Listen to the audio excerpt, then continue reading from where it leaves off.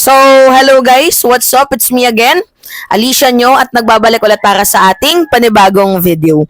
So, ito po mga minamahal ay karugtong lamang doon sa naging accusation ni former President Duterte sa ating gobyerno, sa ating pamahalaan, doon nga po sa ipinakita nilang dokumento na meron daw pong blanco, which is tiningnan naman po natin, 'di ba, no, sa website ng GAA na yung mga tinutukoy niya na katulad ng NIA, PCA, 'di ba? Meron naman po talagang budget. It's either yung kinuha niyang document nasa bicameral for revision, or it's either scratch pa lamang po yan. Kaya nga 'di ba itong si Elizalde ko natanggal kasi may problema nga sa kanyang budget na inilunsad. Kaya feeling ko nga, sabi ko, ito ata yung reason kung bakit natanggal itong si Elizalde ko. At beside, pinagmitingan yan kasi hindi nga agad inaprubahan ng presidente. 'Di ba? Yung budget na inilabas, naabutan pa ng 10 araw, December 31 niya pa yan. December 31 niya pa napirmahan. 'Di ba? I think December 20 inilabas yung budget na yan pero hindi niya agad pinirmahan. Meron siya doon mga iba na finito, meron naman ng iba, leave it blanks. Pero mga minamahal, pag tinignan nyo doon sa GAA, makikita nyo naman na meron pong budget.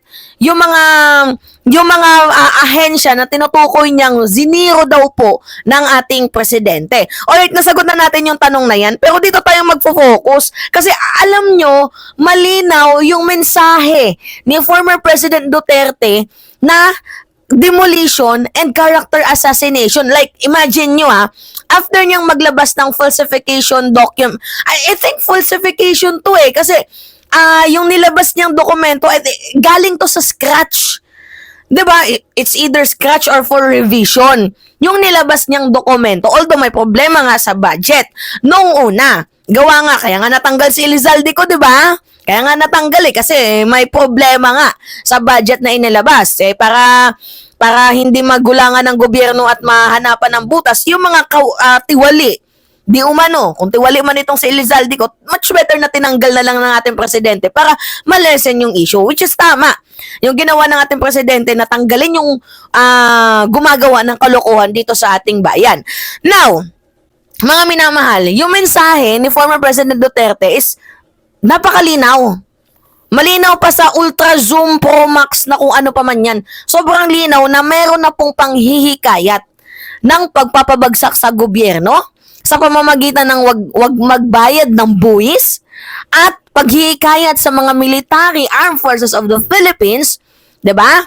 Na maghimutok, umalsa, laban dito sa ating gobyerno. At ito yung pinaka punto ko, bakit wala man lang nagiging reaction ang INC patungkol dito? 'Di ba? Inaalaw ninyo itong si former President Duterte na huwag tayong magbayad ng buwis. Pag hindi tayo magbayad ng buwis, mga minamahal, economic sabotage yun. Mapapabagsak, babagsak ang ating gobyerno. Pag hindi tayo nagbayad ng buwis, pinapahamak pa talaga ni Digong yung mga Pilipino, no? Imagine pag hindi ka nagbayad ng buwis, pag pumunta ka doon sa BIR, tatawanan ka lang nila. Nakinig ka naman kay Digong. 'Di ba? Alright, mga minamahal, ito kasi yung video niya. 2 minutes to.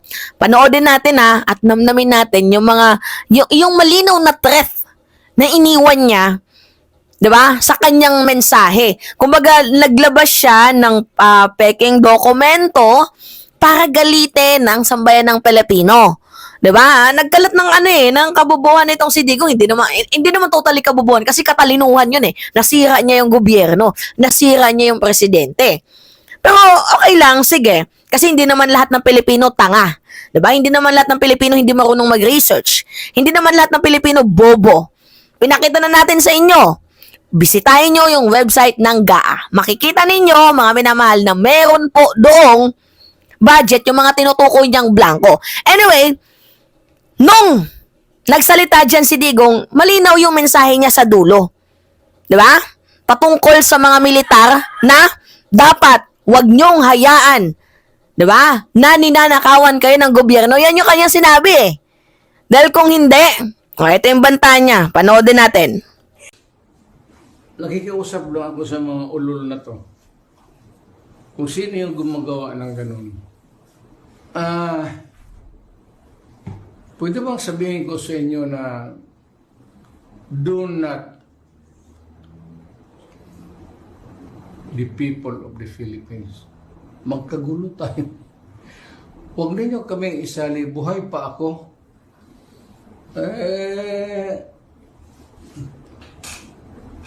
Saka nandyan yung military pati police hindi papayag ng I know them. The ever vigilant na military pati police. Hindi papayag ng ano. You better, kayong nasa bureaucracy, better stand up straight and be counted as a true Filipino. Otherwise, you are asking for your early demise. Alam mo, pag nagkudita ito, patayan lip and right yan, baka una kayo. Alam mo, ang ayaw ng sundalo, naghihirap na nga sila para sa bayan, tapos nanakawan pa ninyo ng pera.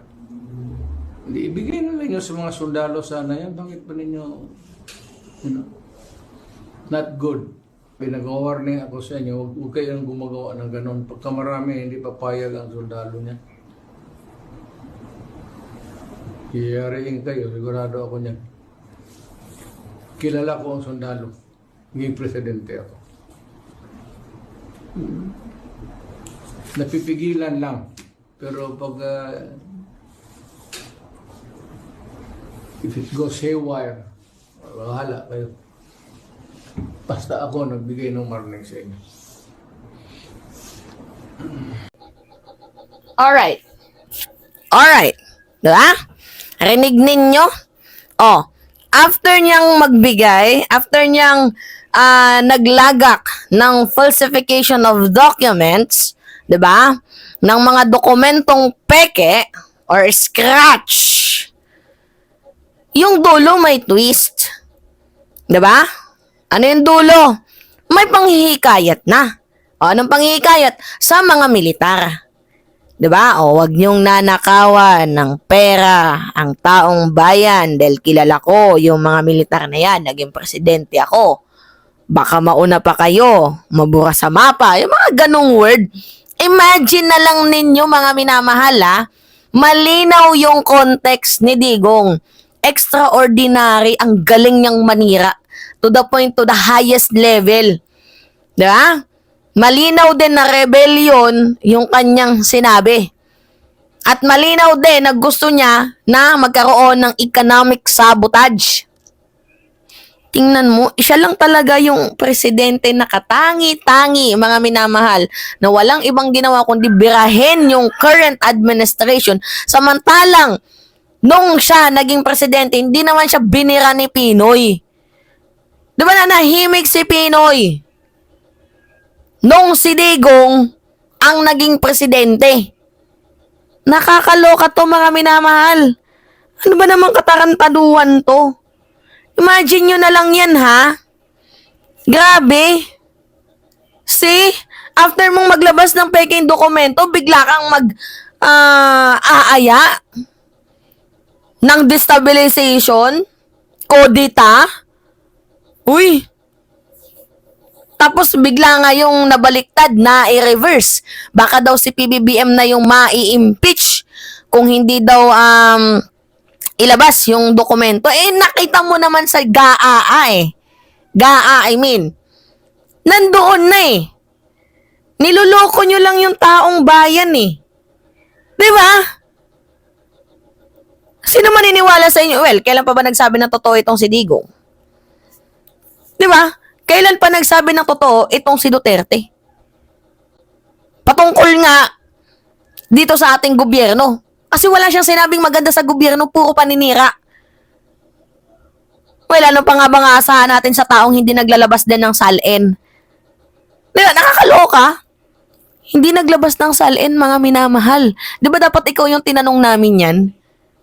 Dapat kami yung nagtatanong na wag mong lulukuhin ng taong bayan kasi ikaw mismo ang hindi naglalabas ng salin mo. Yung bank waiver mo din, sagutin mo. Nakakaloka.